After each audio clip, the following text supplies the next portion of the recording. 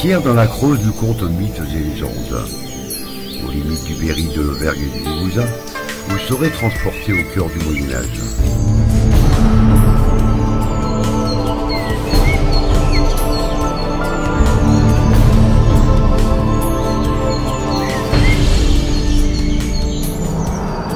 Au détour du chemin, en montant à Sainte-Radegonde, on aperçoit à travers les bois, au niveau de la fontaine, la majestueuse silhouette du pont de Saint-Marien. Il traverse la Tarn sur plus de 100 mètres de long. Situé entre Évaux-les-Bains et Budolière dans la Creuse, le pont suspendu traverse la Tarn non loin de son confluent avec le Cher.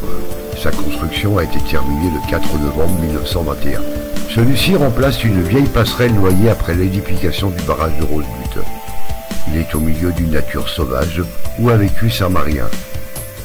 La chapelle et le cimetière tout proches sont les seuls vestiges d'un village du Moyen-Âge, le Châtillon d'Entraigues, qui était encore habité il y a moins de 2 siècles.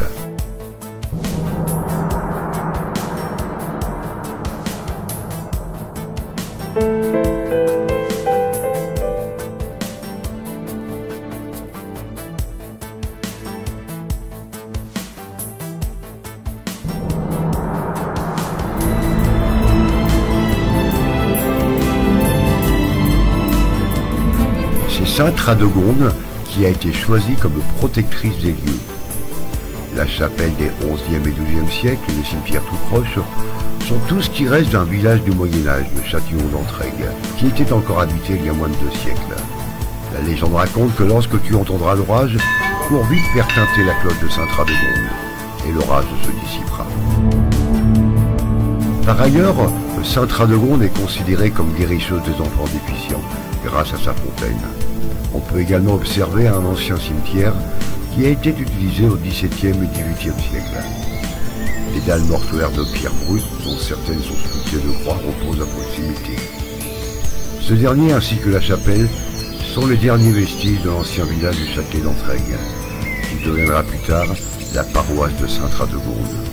Celle-ci fut habitée jusqu'au XIXe siècle.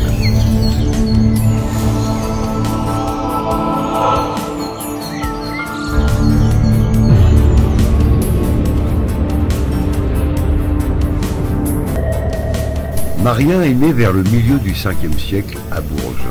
Sa famille vivait près de l'évêché. Il quitta son épouse pour entrer au monastère du Grand Pressigny, où il demeura 6 ans. Après quelques années en ermite dans la région d'Épineuil, il passa dans la région de Boussac, où le village de Saint-Marien porte encore son nom.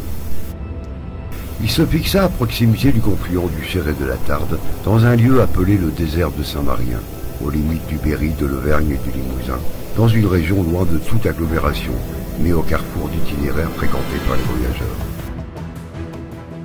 Il devient alors ermite d'Entraigues, un protecteur des Évaux-les-Bains. Très vénéré dans la Combraille et ses alentours pour les nombreux miracles, Saint-Marien serait mort en 513. La légende raconte que l'on retrouvera son corps sous un pommier. Il était considéré comme un protecteur des biens de la terre, des troupeaux et des cultures.